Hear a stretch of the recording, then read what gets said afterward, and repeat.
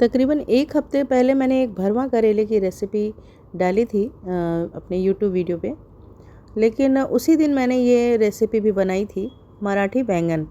ये बहुत छोटे छोटे बैंगन होते हैं और इसका टेस्ट बहुत अच्छा होता है। तो मैंने अपनी कढ़ाई में बिना तेल डाले मूंगफली और थोड़ी सी लाल सूखी मिर्च, जो कि तीखी नहीं है ज़्यादा, हल्की फुल्की है, तो इन्हें दोनों को मैंने रोस्ट कर लिया है अच्छे से चला के, मूंगफली के चटकने तक और लाल मिर्च के थोड़ा सा सौंधा होने तक मैं इसे भून लूँगी अच्छे से।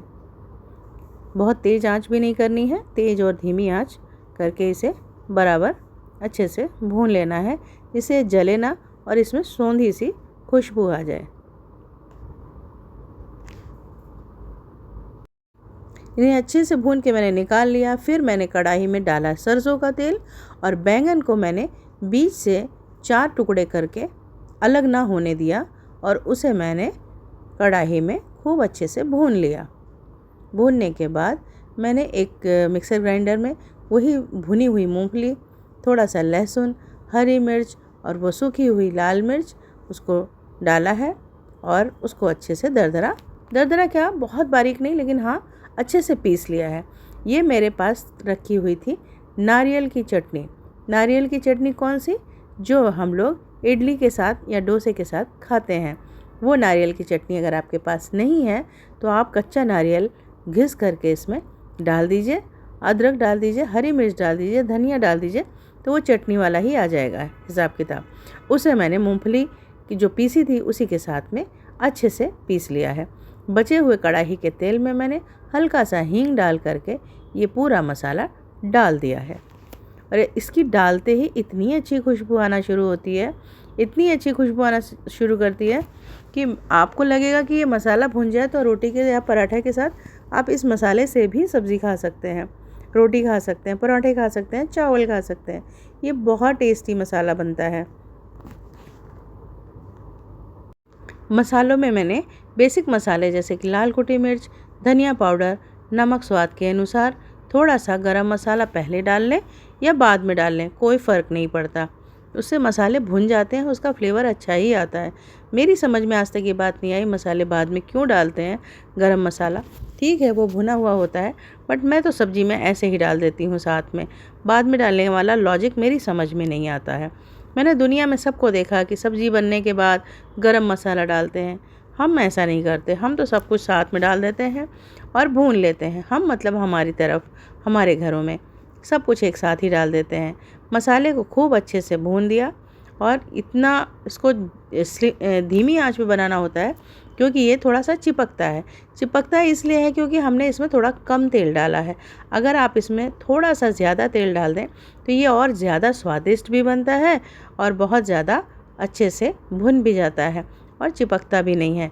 लेकिन अब वही बात है ना कि आपको हर चीज़ का ध्यान रखना पड़ता है।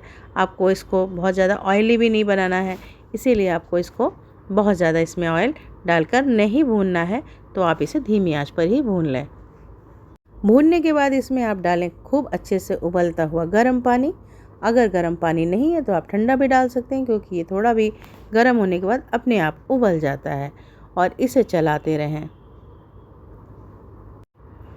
ऑलरेडी मसाले तो पक गए थे भूनने की वजह से, लेकिन चूंकि नारियल है तो वो नारियल जो है ना, जब उबलता है तो थोड़ा सा दूधिया दूधिया सा हो जाता है।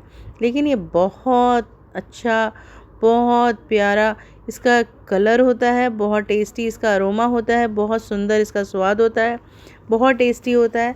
अब ये बॉयल होने के बाद धीमी आंच पर इसे हम थोड़ा देर और बॉयल करके इसमें फिर हम डाल देंगे अपना भुना हुआ, आप चाहे तो फ्राई कर लें, बट मैंने भूना है बैंगनों को।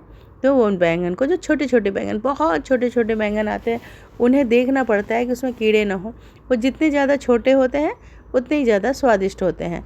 बस हमें ये देखना है कि वो होना चाहिए फ्रेश, उनकी डंडियाँ एकदम फ्रेश रहें तो समझिए बैंगन एकदम फ्रेश है। और साथ में हल्के होने चाहिए, वो जितने हल्के होंगे उतने ही अच्छे बनते हैं। अगर ज़रा भी बीज रहा तो इस सब्ज़ी का मज़ा किरकिरा हो जाता है। तो अब ये जब अच्छे से उबाल आ जाएगा तब इसे हम थोड़ा सा धीमी आंच पर भी पकाएंगे। महाराष्ट्र में मेरी जब शादी हुई तो मेरे हस्बैंड की पोस्टिंग थी औरंगाबाद महाराष्ट्र। तो जो भी मैंने खाना वाना सीखा वहीं सीखा। तो बहुत कुछ मुझे मूंगफली और ये नारियल का जो मसालों में प्रयोग है वो वहाँ से ही मैंने सीखा। और ये सब जो खान पान है वो मैंने वहीं से सीखा। हमारी मकान मालकिन जो थी वो भी बना बना के ये सब चीज़ें मुझे भी खिलाती थी और बहुत टेस्टी बनाती थी। उनका खाना तीखा होता था और वहीं से मेरी आदत तीखा खाने की पड़ गई और मुझे बहुत अच्छा लगता है। मैं स्पाइसी खाना पसंद करती हूँ। ये बैंगन मैंने बहुत ज़्यादा नहीं भूने हैं, इस वजह से ये थोड़े कड़क रहने चाहिए। अगर मैं ज़्यादा भून देती या इन्हें तल देती तो ग्रेवी में डालते ही पूरे इधर उधर फैलने लगते और गिलगिले से हो जाते। लेकिन इन्हें कम भूनना चाहिए और भूनने के बाद इसे हमें ग्रेवी में खूब अच्छे से पका लेना चाहिए, जिससे सारे मसाले और बैंगन एक दूसरे में रच बस जाएं।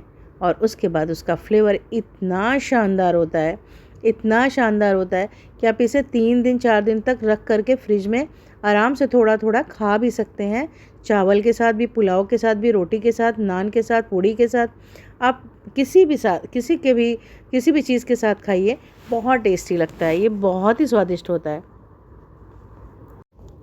एक चम्मच निकाल के मैंने इसका टेस्ट चखा और ये बहुत स्वादिष्ट है। नमक एकदम परफेक्ट है, मिर्च भी परफेक्ट है। आप चाहें तो इसको थोड़ा सा मिर्च तीखी वाली भी डाल सकते हैं।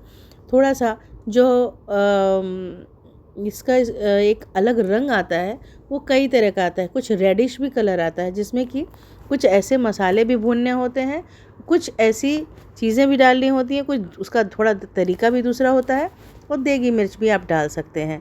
तो ये मैंने बनाई थी थोड़ी सी मिक्स आटे की रोटी, एक रोटी, और ये मैंने उसी दिन बनाया था भरवा बैंगन और रसेदार बैंगन और भरवा करेला, जिसको मैंने खाया था आम के छुंदे के साथ, यानी मीठा आम के साथ। बहुत ही स्वादिष्ट बना है, बहुत लाजवाब है। महाराष्ट्र में इसको चपाती, यानी हम लोग जो पराठा बनाते हैं सिंपल, उसको वहाँ चपाती कहते हैं। वो गोल बनती है, उसके साथ, या भाखरी यानी ज्वार के आटे के साथ, या फिर ऐसे किसी भी आटे के साथ, जैसे बाजरा हो गया, ज्वार हो गया, गेहूँ हो गया, मक्का हो गया, किसी भी रोटी के साथ आप इस सब्ज़ी को खाइए। ये बेहद स्वादिष्ट होती है। Thank you, tata, bye.